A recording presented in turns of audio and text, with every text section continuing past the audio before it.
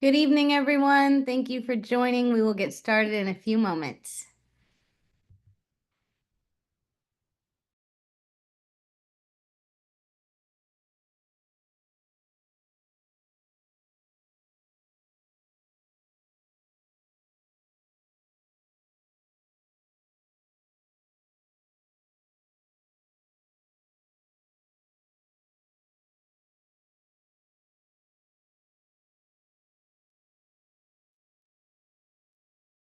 Got it, because I was about to send it to you.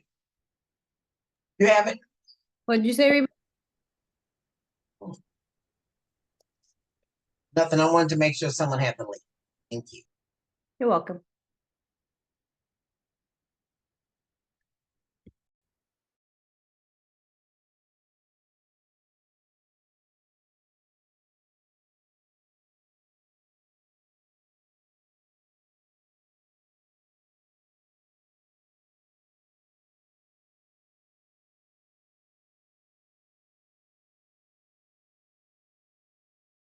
But that was the first thing I did.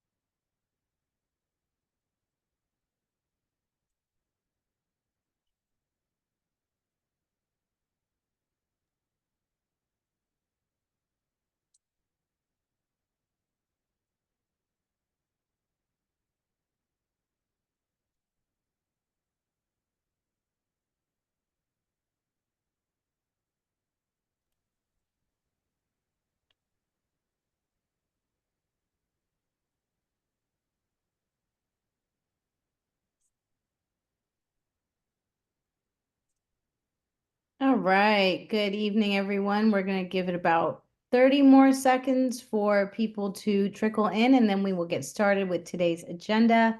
We are excited. We have a very full agenda today. Thank you. Hi, Supervisor. Hi, how are you? Good, thank you. How are you? Doing okay, thank you. Happy Friday Eve. All right, we'll take it.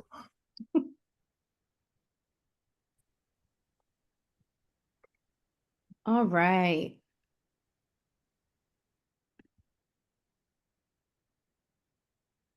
Good evening, everybody, and welcome to our Empowerment Congress Homelessness Working Group meeting. Today, Thursday, April 24th. Thank you all for joining us. We have a packed agenda today, and we are very excited for not only our meeting, but our wonderful speaker. And so as we get started, I have put the agenda in the chat, and I will place it in the chat one more time. Today, in lieu of introductions, we're going to ask everyone to please introduce themselves in the chat with your name, your organization, and because I have a sweet tooth, your favorite dessert, please. All right. At our meeting 2 weeks ago on the 10th, we had Delilah Sotelo join us. She shared a great perspective on current affairs as it pertains to housing for affordable housing, her role at Cal HFA as a board member, and her additional roles. And today we are going to continue that conversation with current affairs in housing and homelessness, especially with kind of a state and federal perspective. But before we jump into that meeting, into our topic for today, I would like to pass it to our founder and my favorite supervisor, Supervisor MRT. Thanks very much, Madam Chair. I appreciate the opportunity just to weigh in briefly and welcome our guest, Alex. Thanks for joining us. We appreciate your presence. The issue of homelessness, housing insecurity, houselessness is top of mind on a daily basis. You heard it referenced with some degree of regularity and sincerity in the State of the City address.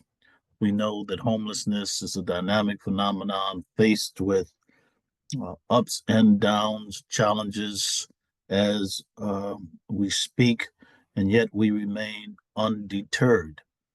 Take note of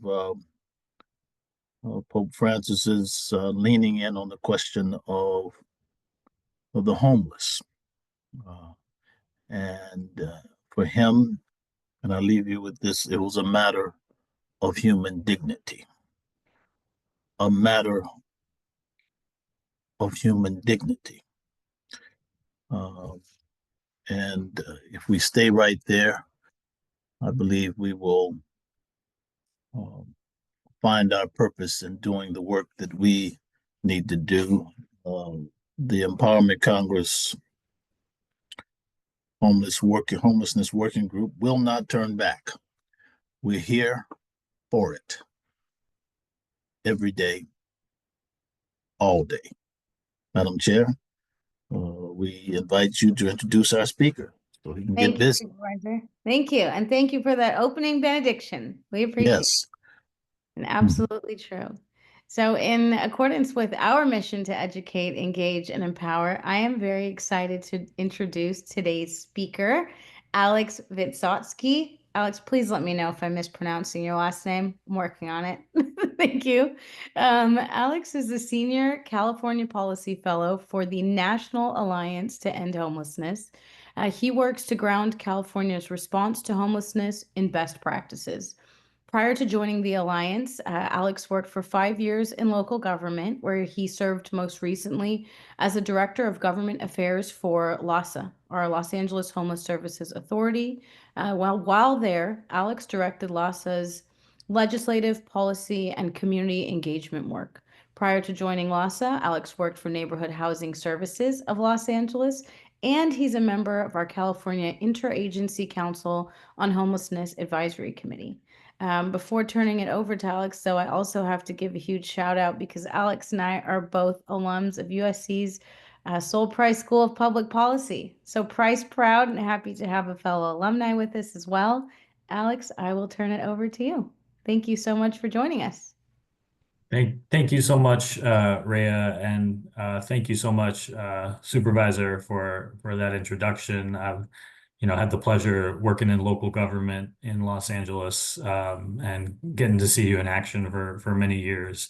And my current role at National Alliance to End Homelessness, I fondly remember your delivery of a keynote address at our conference, I think about 5 or 6 years ago. And folks are still talking about it to this day. I think you had a line in there that has stuck with me, which is that there's only person we want make homeless. Only one person we want to make homeless, and that was the occupant of the White House.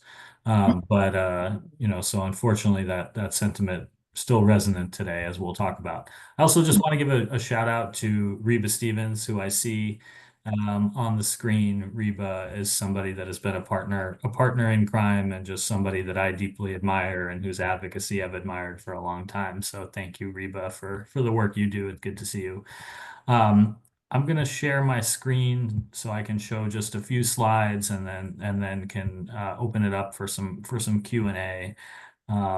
I think the purpose of really what I want to share tonight is, trying to separate a little bit of fact from fiction right now on what's going on at the federal and state level. I think we all see the headlines every day. We see news alerts coming our way, and a lot of times there's context that's needed that's not always there.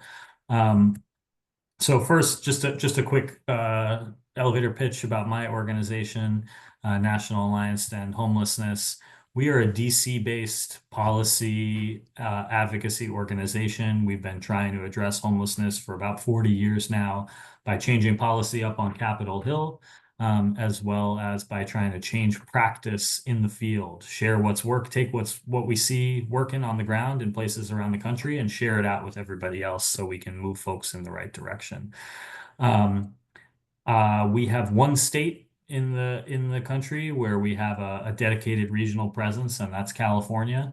And that's because we know as California goes, so goes the country. And that's both in terms of our housing trends, but also in terms of policy and practice, right? When we see good ideas take root in California, they tend to spread. When we see bad ideas take root in California, they tend to spread as well. So that's why we have a dedicated presence here. And so our work is, again, I mentioned policy is really central to it, but we also do direct work with communities, direct work with continuums of care and homeless service providers to build capacity and make recommendations on how they can improve their systems of care. And we also have a small but mighty research wing that regularly churns out data and some of the findings of research we're doing. So encourage you all to check out our website, endhomelessness.org. Lots of great resources there, data, debunking myths, whatever you're looking for. We've got a ton of information on there. So I'll start with just briefly a little bit of discussion about the state. The chatter right now is all about the budget. The state is required to pass a budget by June 15th, and California is required to pass a balanced budget because of the state constitution, which means year to year we see, pretty big fluctuations in the funding that's available for housing and homelessness coming from the state. There's some expectations of lower funding in this year's budget, and a bunch of decisions being kicked down the road a little bit, in part because, folks in LA County don't have to file their taxes by April 15th. So a little bit of lower revenues because of that, a little bit of lower revenues because of the continued fluctuation of the stock market, which plays a big role in driving what California's budget looks like. The main thing we're paying attention to at the state is the HAP program. This is a program that's been $1 billion a year each of the last 4 years. About a third of that money comes to LA County. And when I say LA County, it comes to a variety of entities within LA County, including the county itself, the city of Los Angeles, the city of Long Beach, and the continuum of care. This has been a pretty important linchpin, keeping our shelters going, keeping housing going, funding rental assistance programs, funding homeless prevention. That money is not guaranteed, and so there's a fight right now between now and basically June to ensure that HAP program continues to be in the budget. Just a piece of information. I think we all see the headlines about the billions and billions of dollars that have been allocated from the state over the last few years. All of that is one-time funding, no guarantees of future funding. When it actually comes to what the state funds on an ongoing basis on housing and homelessness, that constitutes less than half of 1% of the budget, 0.5% of the state budget every year. So we got a lot of work to do to ensure that the state can fund housing and homelessness in a more stable, continuous manner. So that's one important piece that we're paying attention to. There's a couple key pieces of, couple key pieces of legislation that are moving around at the state. Two of them that are really trying to center the topic of criminalization of homelessness, which I think, in Los Angeles, we've seen, Los Angeles is a complicated place, but I think our political leadership has been clear that criminalization of homelessness is not the way to solve homelessness, and in fact makes it harder to solve homelessness. One piece of legislation is AB 20. This is a bill that would have prohibited encampments around the state. It would have gutted the state's Housing First law, and it would have diverted money away from needed permanent housing. That fortunately, when I wrote these slides, it wasn't clear, but that bill was voted down in the Assembly Housing Committee today. So fortunate to see the state push back on something that was a little bit beyond the pale for the entire state. Another piece of legislation that you maybe have seen headlines around, SB 634, that's from Senator Sasha Renee Perez, who represents Pasadena, parts of Pasadena, Altadena, and the San Gabriel Valley. This is a bill that was seeking to restrict cities from moving forward with ordinances to fine and jail people because of homelessness. And that's actually a bill my organization helped work on. Unfortunately, we saw large parts of that bill get amended out of the bill yesterday in a committee. So we're seeing criminalization be a really key topic, a really hot topic in the legislature, and the state kind of taking a stance of, well, we don't want to push too hard for it statewide, but we also don't want to put the reins too much on local jurisdictions that may be doing it and maybe taking the wrong approaches. So hopefully that's something where we can make more progress in the years ahead. I think the area of greatest uncertainty, the area where there's lots of questions, is of course the federal side. Again, I think we're all seeing the daily kind of, oh, this is interesting. Sorry, this is not how I expected the slides to pop up, but shows my novice work with PowerPoint. I think we're all seeing the daily deluge of headlines that pop up from this administration, and just struggling to keep up, right? So there's four things that on the policy side I would draw your attention to, and then I'll talk about money. And you can buy this book on Amazon if you search my name, Ali Talal. Sorry about that, Patricia. I think you're unmuted. Yes, sir. Obviously, fantastic. Thank you. Sorry about that. On the policy side, so we have seen the administration going after the U.S. Interagency Council on Homelessness. This is really a policy and planning body that brings together the heads of the federal departments that all touch homelessness. And we're seeing the Trump administration essentially lay off all staff that work for USICH and really cut it down. We had a number of staff in California who played really helpful roles of kind of sharing information, bringing information from the federal government, problem solving with local jurisdictions. And unfortunately, we're seeing a bunch of those folks get laid off in the moment. One of our biggest sources of federal funding for homelessness is the COC, Continuum of Care program. That was one of the programs that was impacted when the federal government froze access to funding back a couple months ago in February because of a memo from the Office of Management and Budget. That funding, again, and Reba, you could probably say better as somebody that's on the COC board, but I believe that's about $150 million a year that comes to LA County to support mostly supportive housing, but a couple other things as well. That funding is now flowing again. But what we are seeing is essentially all of the local service providers who get that funding, the continuum of care folks, local government who all are recipients of that funding, now getting contracts from the federal government that have kind of a range of new and somewhat worrying language around requiring folks to strip out anything related to DEI, requiring folks to, kind of take stronger measures to ensure that, folks with different levels of immigration documentation can't receive services. And folks are still kind of puzzling over what that really means for the program. And our organization, as well as others, are kind of consulting with lawyers right now to understand how much of this is actually enforceable and how much of this is something folks have to pay attention to. Because if you look at the contracts, a lot of it reads kind of like a Truth Social post in contract form. It's very strange.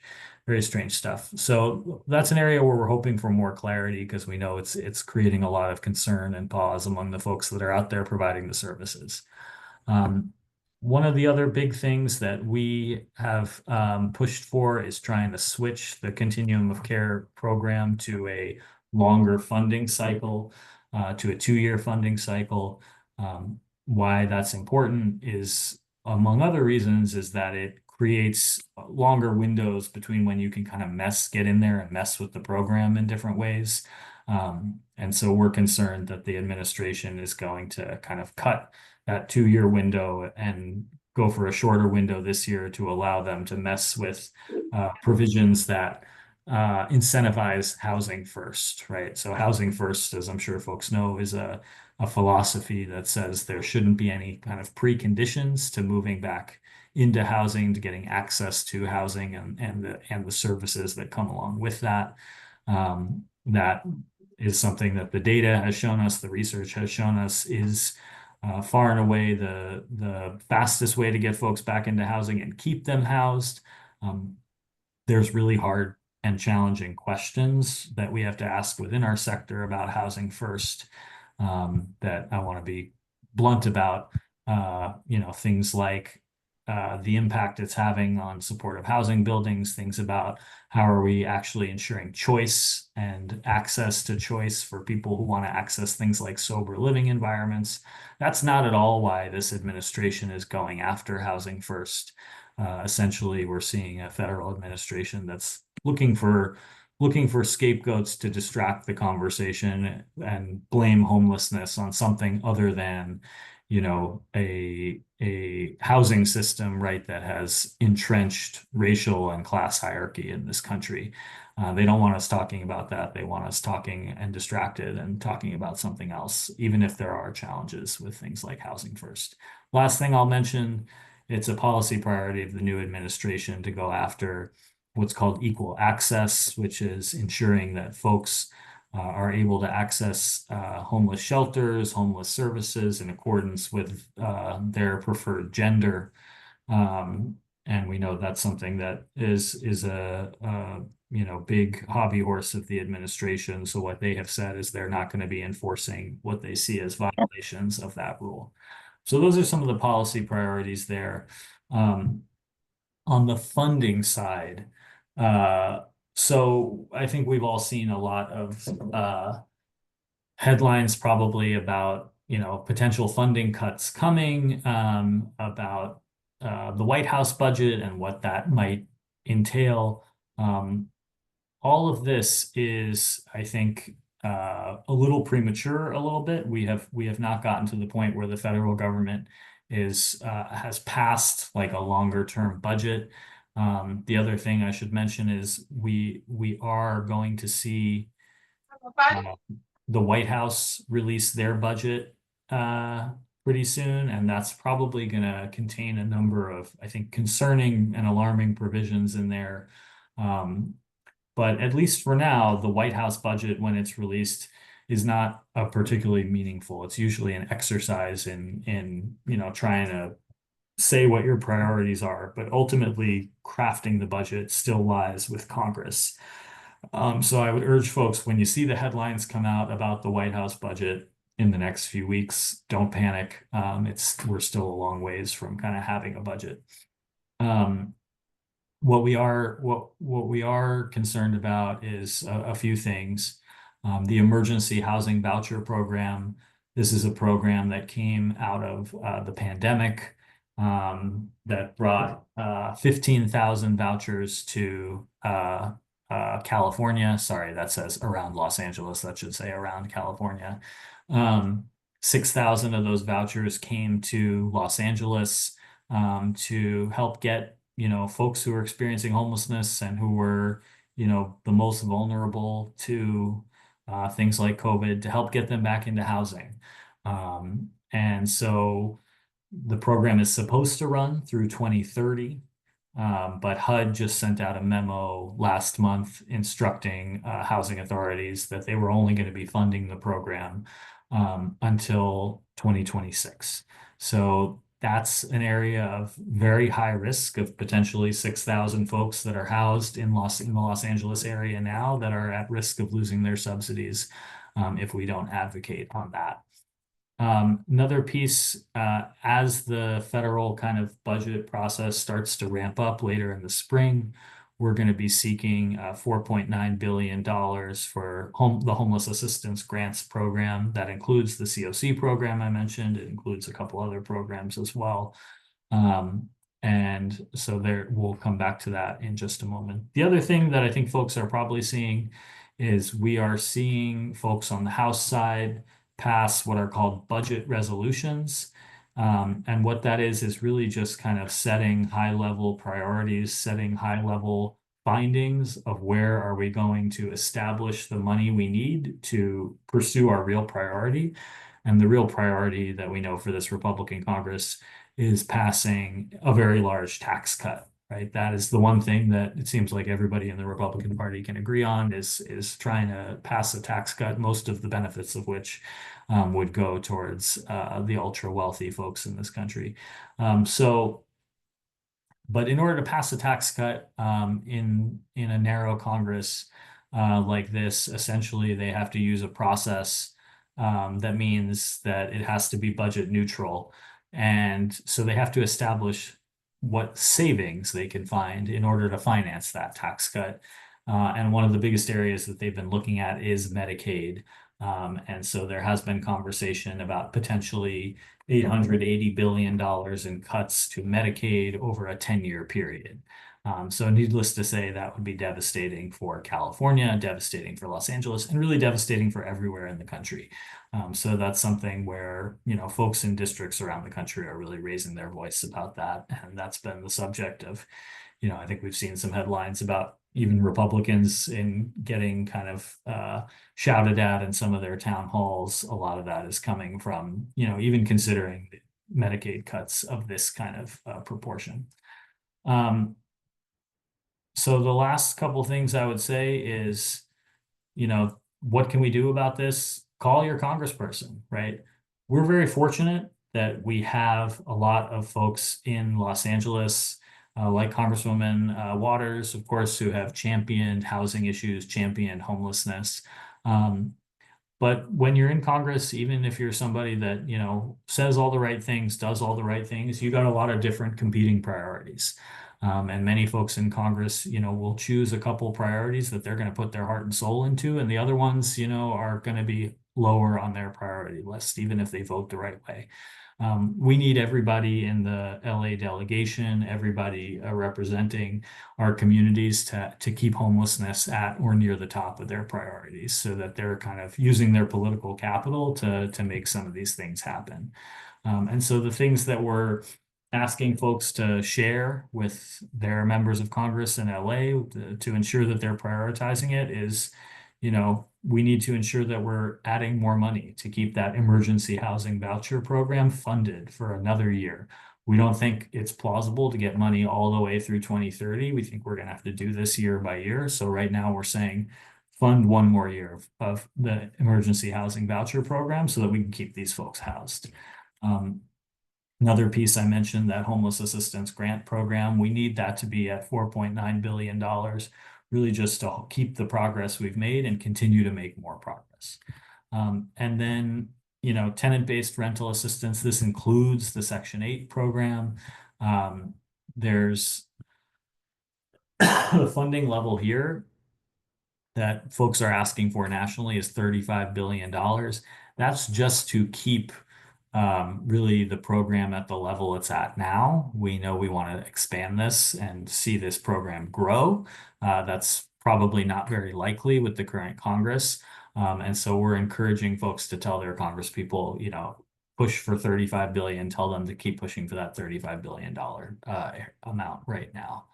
And then the other piece is, you know, defending the equal access rule. We want that to be a priority for folks in Congress to ensure that we're protecting LGBTQ folks who are, you know, disproportionately represented among folks experiencing homelessness as well. I've got my email address right here, but I do want to ensure that I leave some time for questions. I've got about 10 minutes for questions if folks want me to, if there's anything I can answer that's helpful or useful. And just before that, also just want to say thank you again for welcoming me to this group. I've lived in LA for a while now, and I've seen just like what a powerful force Empowerment Congress can be. And I'm grateful for, you know, leadership here and everybody who participates. Alex, thank you so much. First and foremost, thank you for your continued support of the EC for that kind compliment. And two, thank you so much for joining us in this presentation. There is so much going on, and you really helped contextualize it for us, as well as share a very concerted call to action. I also want to shout out on the National Alliance to End Homelessness. Sometimes you all have these amazing calls to action that include templates. So thank you for those as well. As we move into Q&A, I'm going to ask people to please raise their hand with the Zoom feature, and we're going to limit questions to 45 seconds to respect Alex's time and to give everybody a chance to ask their questions. Yes, Miss Reba. Well, first I want to say thank you. It's so good to see you, Alex. Love you. Great presentation. Really appreciate the call to action at the end. However, I think there's a concern right now here in LA, particularly from the Housing Authority of the City of Los Angeles, about folks who are holding vouchers in the moment, and a push to get them to utilize those vouchers before losing them, or some door. The way it was described was a door that was. Could you, is there any information that you have on that in reference to the vouchers here in Los Angeles County?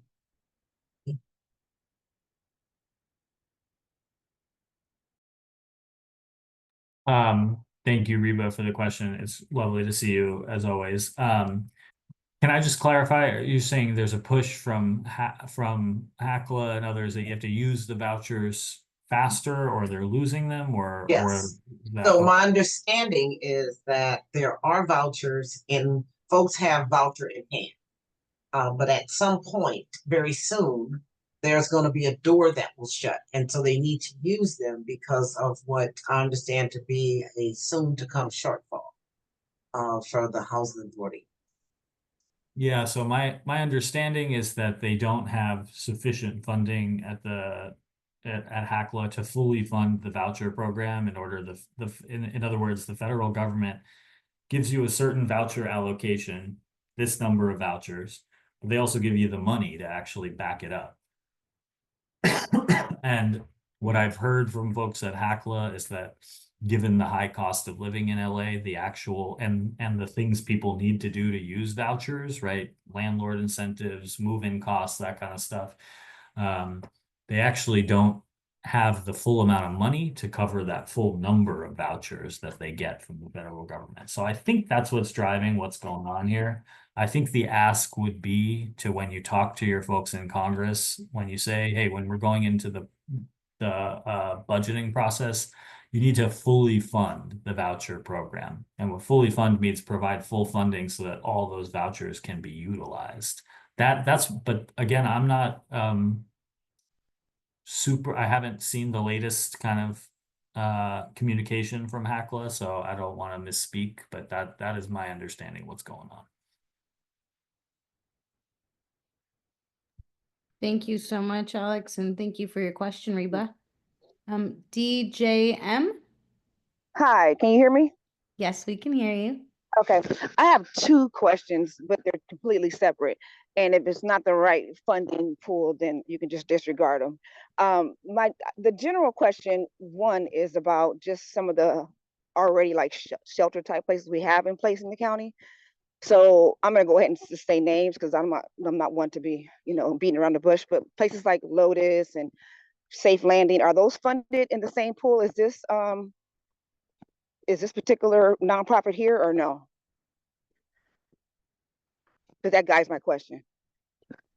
So most of our shelter funding in Los Angeles, I don't know those specific shelters, but either comes from local funding, things like county Measure H, which is now turning into County Measure A. Some state funding, like the HAP program, does go to fund shelters. I can't say though if it goes to fund those specific ones. Unfortunately, there's a lot of shelters that receive funding at the local level. Oh, I see. Okay, because my question was going to be regarding like it's one thing like for us to all be on the well, not all because many people are not on the same page, but many people are about advocacy, about changing this atmosphere and getting people off the streets and all of that. And then we have all of these, we have a lot of different programs and everything, but there's not a lot of it doesn't seem to be a lot of oversight at the programs. So you get a revolving door, you get people that are actually employees that seemingly they may be peer-ish, if you will, and may not have the proper training to be interacting with folks this soon or whatever. So you have agitations that grow, and then you got a person that just walks out because they don't want to deal with the confines, and also sometimes there's straight out discourtesy that comes from staff. So that's one issue that I feel like just doesn't get a lot of attention when we look at resolve and then actually look at oversight.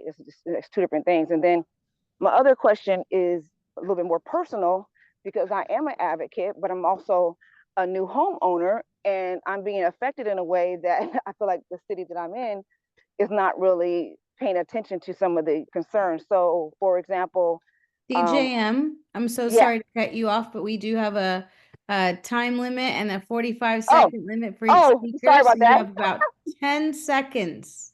And Well, then that's the okay. Oscar music goes on. No problem. I'll skip the last one. But he kind of addressing the first one by saying it's different and could be local and all that. So, if there's any comment on it, I'll receive it. If not, I can just pass. Thank you. Sure.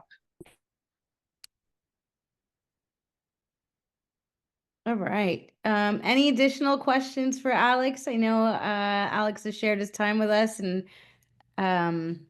his time with us is coming to a close. So any additional questions for Alex? I have a comment. Sure. And I want to thank you once again, Alex, for being here. You know, and too often times I'm in spaces and there's a call to action, or there's some, encouragement to contact your congressperson or whomever. And I just want to say in this space how important it truly, truly is to exercise that right that we have because of the moment and climate that we're in right now. And so, once again, I want to say thank you, but also encourage us. And if we're unsure as to how to do that, that we as a working group ensure that we help folks along the way. So thank you. It looks like the door opened, Alex. Yeah, sorry, I'm being Summons, give me a summons. accosted by a 1.5-year-old. Apologies. Oh. No worries. That's a But blessing. just echoing Reba's statement. I mean, I think we a lot of times feel powerless in this moment, and the calls, the contacting your congressperson, all that stuff makes a difference, right? And it only takes a few people raising their voice for something to become a higher priority for our policymakers and the folks in power. So I think Reba is exactly right.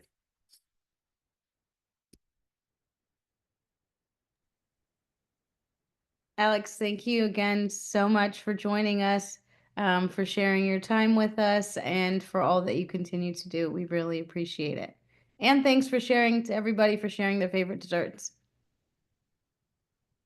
Thank you, everybody. Good to see you all. Have a lovely evening. All the best, Alex. And I'll Stay drop up. my email in the chat, so don't hesitate to reach out. Great. Thank you so much. Thank you. All right, everyone. Thank you so much for joining us for that presentation. As Alex shared some calls to action, we also have a few calls to action. As we know, there are a lot of moving pieces in Los Angeles right now, especially as it pertains to homeless services. As an empowerment Congress, we are committed to educating, engaging, and empowering. One of the changes that is happening right now at the Los Angeles County level is the advent of a Los Angeles County Homeless Services Department. I know that they have not given it exactly a name yet, but the County Department of Human Resources is seeking Angelenos' input on what qualities and feedback from Angelenos on what we would like to see in the new Homeless Services Director. They have a survey that is currently open and that is open until tomorrow. And so we thought, as an Empowerment Congress engagement moment, that we would all participate in completing this survey if we have not yet. And so I'm going to put today's agenda in the chat one more time. In the agenda, we have hyperlinked the survey, so I'm going to ask all of us to please take a moment to complete the survey if you have not yet. And we will take about it says it takes 5 to 10 minutes, but it really takes about 5. So we will take the next 5 minutes to do so. Does anybody have any questions, comments, crises, concerns on the survey before we get started? Hello there, this is Joanne. And Hello, I'm Miss Joanne. correct in understanding that today is the only day, because I just got it in my email like about an hour or so ago, and I was going to forward it to some people, but if it's of no consequence if we send it. Sure. So the survey is open until tomorrow. We thought, as an Empowerment Congress Homelessness Working Group, it would be a great opportunity for us to take a few moments to each complete the survey at this time.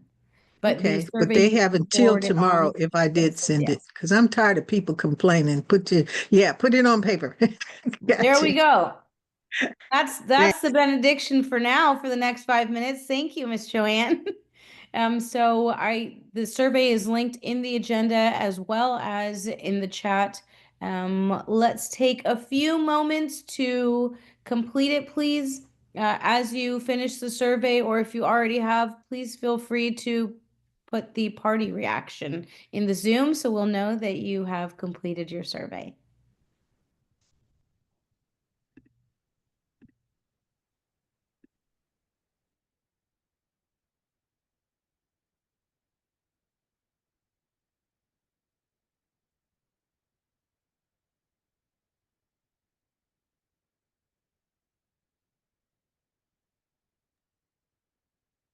Thank you, Janice. You can also share in the chat when it's completed.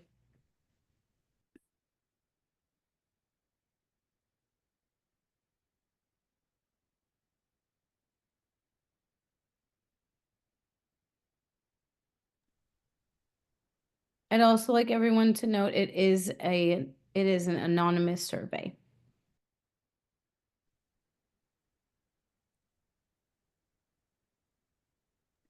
Hello, Mr. Harris. Good evening.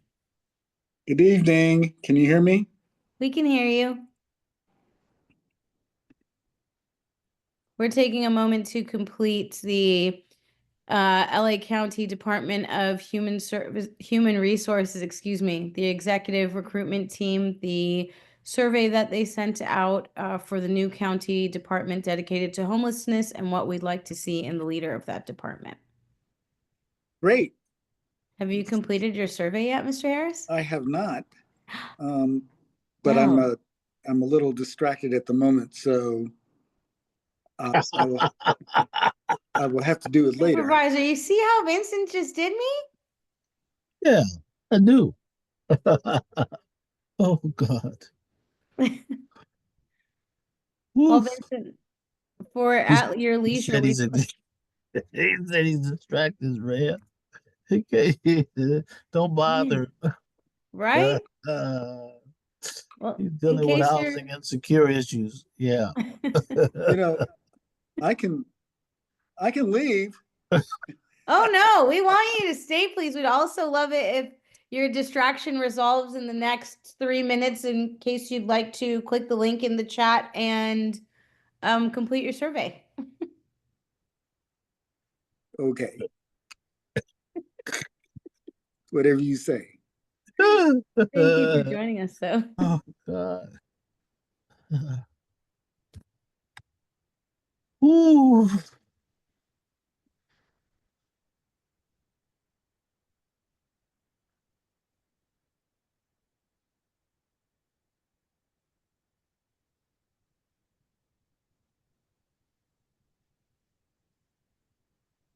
Okay, we'll give it about 3 more minutes.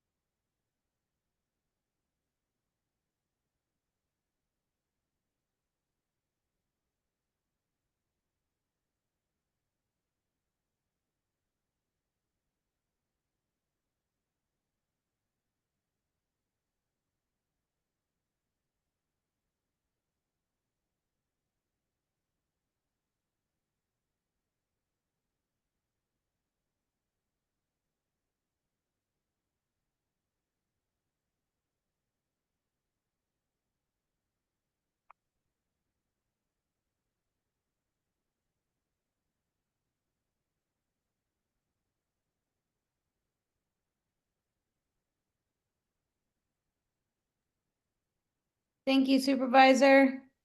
Mm.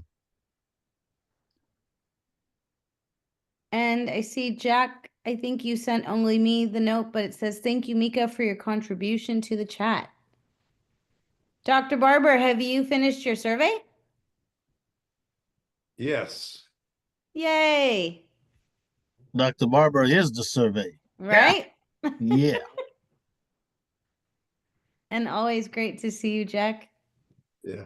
I just wanted to uplift Mika, who is in charge of our ICMS program, who's very knowledgeable of Oh, local fantastic. issues. And I want to bring to everybody's awareness that Crystal Clark is here from Uh-huh. SHARP, who is the director of SHARP FSP programs. Mm-hmm. And so we're bringing in some people who are standing up here to be a part of the Empowerment Congress that I think will have lots of talents to add and are very knowledgeable in areas of mental health and housing And so thanking them for being here tonight. Thank you, Jack. Jack Barber's in the house, ladies and gentlemen. Absolutely. And the sharp team. We appreciate it. Yeah, I see it. I feel it. Right? Yeah. Thank you. Okay, has everybody completed their surveys? Miss Reba, have you completed your survey?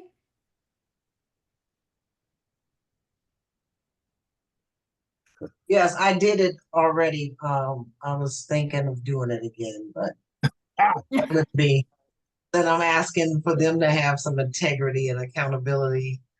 So that wouldn't be right, right? But I do want to say something, you guys, because Sure. you know, they're calling right now, they're saying this is the new county homeless department.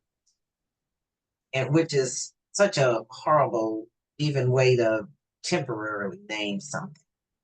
And I was really thinking about what could this department be called? And I realized that, you know, if we want to dismantle stigma, uh, the Los Angeles County Department of Housing Insecurity, or something like housing instability, something on that line, right? So that it doesn't mean that you're unhoused, because you don't have to necessarily be unhoused to have a housing crisis. You could be facing it, right? You can be, you know, anything. But anyway, I just think that we need to start thinking about that so that we don't end up with a name that we might later feel like is not cool. Sure. Hmm. Did you share that in your survey, Miss Reba? Show did, child, show did. All right. We're here for it. And we see that Mr. Harris also completed the survey. Thank you, Vincent. Yes, you don't want to know what I added in the comment section at the end, No, we don't. but I'll share it with you anyway. Okay. Thank you so much. I said, whoever's in charge needs to talk to Dr. Mark Ridley Thomas. Yeah, right. Woohoo, we're here for that. Hey, Jack, I need your companionship right about now. So, in other words, I lied.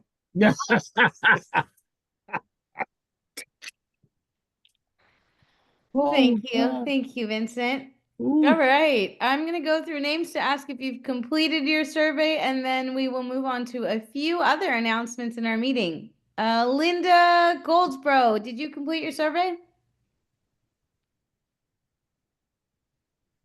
1 second. No, I did not, but it's a lot to consider.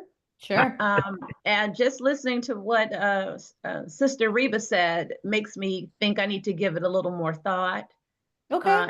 I think this is a very important role. So I'm curious what wasn't because you decided to create this department, what was missing in the first place? You know, and you know, what other, for this particular person that you're going to, I saw the survey just before I logged in. So it Okay. hasn't all sunk in yet. So I promise. Okay. I was just about to send my response. So here you go. The answer to your question, which I think is a worthwhile question, I don't mind weighing in. I think what's been absent in a word is control. This brings it under the direct control of the Board of Supervisors rather than the LASA board, which is a joint powers agreement consisting of the city, the county, and other representatives. And this then, in their minds, speaks more to the language of accountability, perhaps transparency, and finally, and most importantly, I think, results. And results that they could take credit or responsibility for. The jury is out in that regard, of course, but the point is, to your question, I think that's what the objective here is. The dollars that supported LASA that went from the county to the LASA entity, both in Measure H and Measure A as it's taking off, were dollars that were raised by way of a ballot measure placed on the ballot by the Board of Supervisors. So there is ownership there. This, I do not recall this being an initiative. I might need to be checked on that. I may be conflating. Certainly, H wasn't a initiative. It was placed on there by the board. Called that distinctly, and I'm pretty sure A was also. Someone run check on that for me quickly. And to the extent that that's the case, it's a matter of being responsible for taxpayers' dollars, and they want to own their piece of that. So that's a answer to your question. Hope it helps. Thank you. You're welcome. Thank you, Supervisor. Mm-hmm. What was the point of clarification that you were sharing about if Measure A was Placed on by the Board of Supervisors versus an initiative process? okay?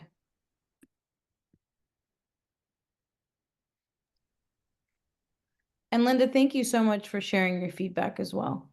You're very welcome, Madam Chair. Thank you. Did everybody else get a chance to complete their survey or seek more context on it? Thank you, A. Phillips.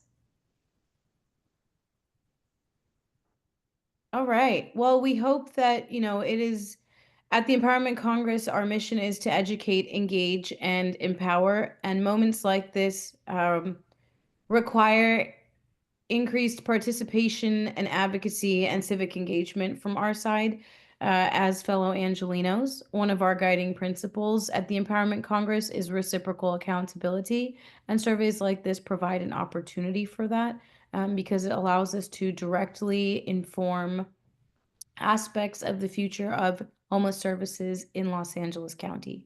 So we really hope that you'll take a moment to complete this survey by tomorrow. They did not note a time by which the survey closes, but it is available through tomorrow, Friday, April 25th.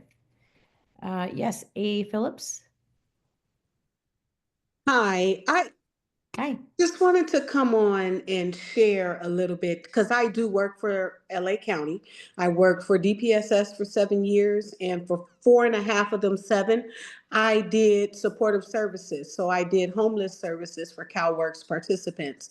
Linda, being that I'm on the ground floor and now I'm in Department of Mental Health.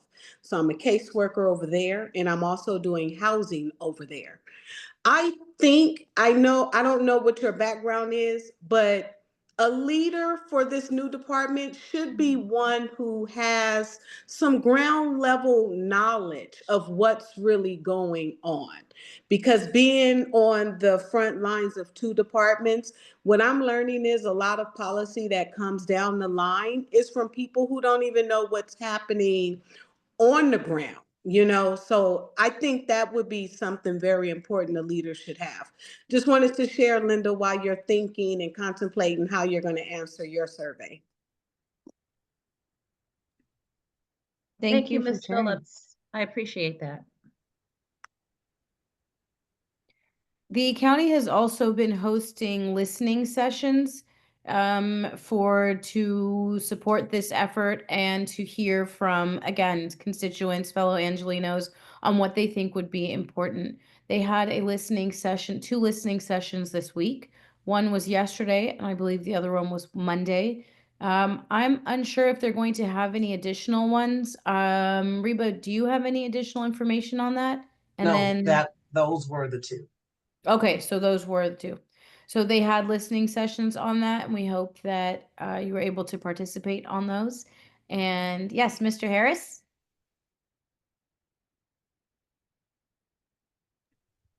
It was an initiative process for Measure 8, by the way. Oh, thank you, Supervisor. Yeah, I wanted to reinforce what you said about this, taking the opportunity that this survey provides to us to furnish some input about the kind of leadership we think is required in this particular moment. For me, the survey was and is a little thought-provoking in the sense that it really is asking us to rank the qualities that we want to see in leadership. And most notably, building on the comment that was just made, actual awareness about what is happening on the ground, having some sort of assessment or evaluation or summation of what has previously occurred and have some sense of what has worked and what hasn't worked, it seems to me, would have been the sort of question that could have also been asked. The point I'm trying to make, though, is that this is an opportunity for those of us who have been giving a little bit of thought, some of us giving a lot of thought to what's happening, to have some input. And we might think about other opportunities that may exist in other areas of addressing the unhoused, where similar public surveys could be undertaken. And so that might also be a recommendation at some point that the homelessness homelessness working group might want to make, in addition to sharing this survey more broadly. Individuals who are on this call could certainly send it to people that they know and ask them to try to respond by tomorrow. Anyway, that's my point. Thank you. Sure. Thank you so much, Vincent. That's a great point, even about future surveys. Thank you. Zana? Zana? Hello, good evening, everyone. I just Hi. I like what Mr. Vincent just said about sharing that survey. That's a great idea.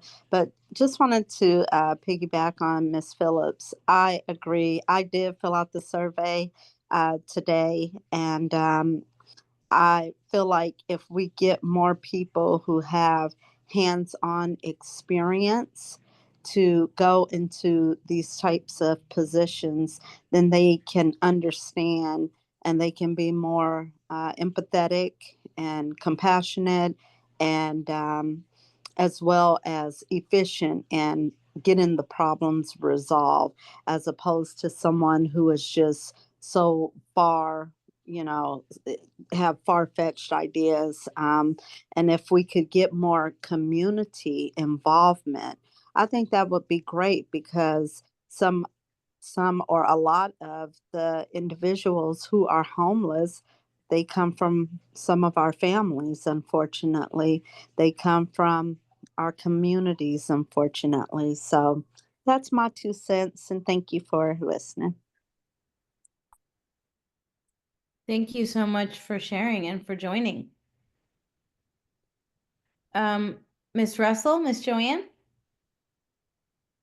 One of the things that I noticed in taking that survey, that unless you've been following what's been happening, you couldn't really give the help make one of those judgment recommendations.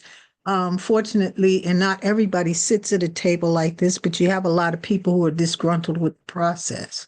Because personally, and the one thing I didn't see on that they seemed it's almost like what Vincent was saying. This was put out compared to what?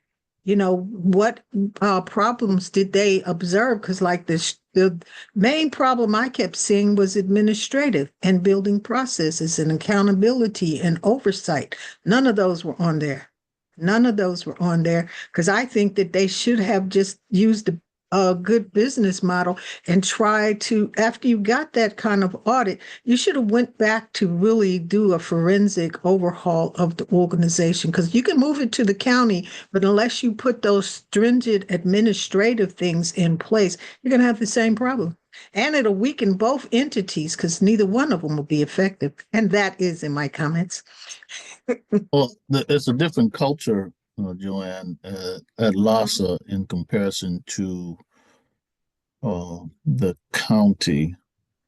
The county is often described as stealth in many respects, but LASA has been described as opaque. Uh, so you know who the LASA, you know who the board of supervisors, those members, you know who they are many times by name. You don't necessarily know who the LASA directors are. And some of this is a question of what accountability looks like. But the jury is still out in this connection. Let me hasten to make this remark. The 300 plus million that will fund this department is only a fraction of how much money the county dedicates to homelessness through the other departments, health services, mental health, etc. Frankly, they have far more substantial budgets. Health services, as an example, they constitute nearly a third of the workforce of the county. Be mindful of the fact that the county's budget is $50 billion. So the question is how much sway this department will have compared to the other departments when they show up to the table. So if you were to look at the county's budget, some way to index the significance or the importance of the department is its size and its budget. And this will tend toward mid to lower range. You know, the district attorney's office, as an example, the sheriff's department, the probation department. I made reference to health services already, public defenders. How does it stack up? And you begin to have an appreciation for how much heft it will have. Now, I do not think that the funding of this department is necessarily limited to Measure A dollars.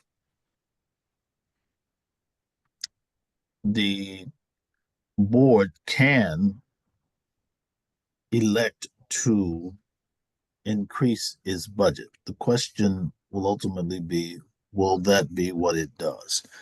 Which is in part a test of the board's resolve in terms of prioritization of homelessness in the county context.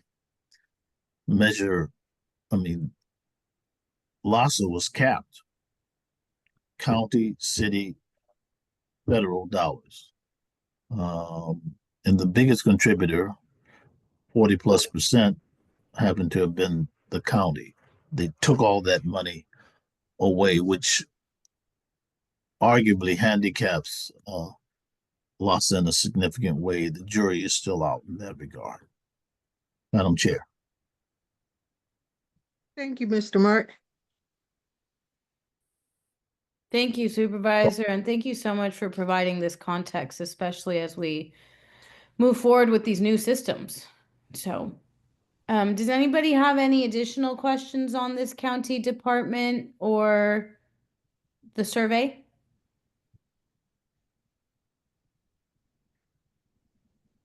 Okay. Well, then I would like to make a few announcements. One, for additional information or to stay up to date with all things homelessness, I encourage everybody to sign up for my favorite periodical, Praxis. If you are not already a member of Praxis and receiving it, please feel free to share your email in the chat and we will get you subscribed to Praxis. Our founder of Praxis is also here today. And so I would like to just say thank you, Supervisor, for Praxis, because it really provides perspective and all the way from city, county, state to federal to help us make sense of everything happening within this space right now.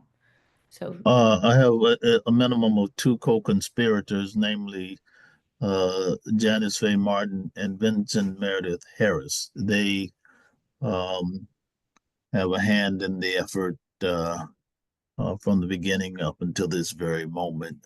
Shout out to the work that Janice has done and continues to do. thank you. Well, then shout out to the Praxis team that's with us this evening too. Right, there you go. So thank you. Thank In you. addition, we have our Empowerment Congress Juneteenth event, and it'll be on Saturday, June 21st. So we hope you will join us there. It will be a celebration, and we promise there will also be some dialogue. And for our next Empowerment Congress Homelessness Working Group meeting, we will It will be at the having Beehive, right? Yes, at the Beehive. Thank you, Supervisor.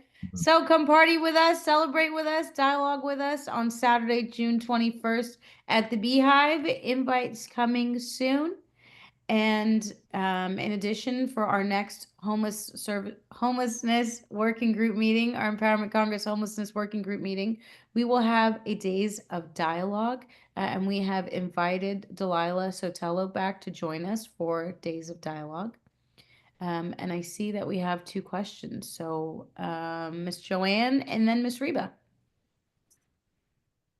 Mine is not a question. I took the liberty to share some information that I'm kind of proud of, especially since I sit on the Sankofa ambassadors and how our seniors were, like they said, becoming the largest number of homeless. Well, Yeah. the Sankofa ambassadors, we came together and put together a manifesto on how Black elders in LA County what their benefits should be and how they should be treated. So it's being adopted by the supervisor, Holly Mitchell, on the 13th of May. And then we're having a Elder Appreciation Day with the hosted by the Compton mayor. So those are the two tags that are in there. So yeah, the Sankofa Elders is a project that came under the California Black Women's Health Project. So when we've been working with this since the end of last year, so we're proud of it. And now we're going to work on getting it adopted and sent out to families because it's really 10 principles for helping have a healthy aging for African Americans. So hope to see y'all. That's fantastic, Joanne. Thank you so much. And thank you for sharing. Yeah, I too want to thank you, Joanne, for uplifting our seniors. But, you know, this crisis has gotten Yeah. so out of control. I think that it's important for us to stay current with what is actually happening. We know that our young people are challenged in being housed, exiting from foster care and other places, and the challenges in which they face that are oftentimes very unique. But in addition to that, the large number of families, there's a growing number of families that are becoming unhoused and large families that are difficult to house. So I think it's really important for us all to do some, be involved more to be clear about how everyone should be prioritized in a sense. But I also wanted to say, I'm happy to know that it's at the Beehive, so it tells me, somebody like Reba, don't register, just showing up at the Beehive. So I want to make sure that that's not the message in which you are putting out there, and how important it is to register to attend the event on Zoom. Thanks for that question. You'd be well advised to register. And you'll be hearing radio announcements as well as getting email delivery, etc., which will encourage registration. The event is free of charge, but we need to manage the numbers. We aim for roughly 300 people, which means providing food for that many people is a big lift. So we're not trying to make it 500 when we are planning for 300. 300 will be a comfortable party. 500 might be something else. I think it's also important to note that our Juneteenth celebration is shortly after Miss Reba's birthday. Okay. Yep. Hey, hey, hey, hey. All right. Reba puts the soul in solstice. Oh. Woo! he couldn't resist. And we're here for it. Yeah, I was here for it. I'm exiting the premises right now. Elvis is leaving the stage. All right. Well, before you completely exit the stage, Supervisor, are there any other announcements for this evening's meeting? I think we're good. I think it's been a worthwhile engagement. I thank everyone for participation, Madam Chair. I thank you for your leadership, and those who are consistent working group members, expand our numbers. There's a lot to learn. I know of no conversation that happens with this degree of frequency that's aimed at a constituency that is deeply concerned about homelessness from a policy perspective, from a service delivery perspective, and those human values that inform our sense of concern for those who are faced with housing insecurity, housing instability, or with houselessness, with homelessness, and other compounding factors. So we are on the case and we will refuse to turn back. Absolutely. Thank you for our closing benediction. Indeed. Good night, all. Thank you. Good night, everyone. Thank you. Thanks for joining us.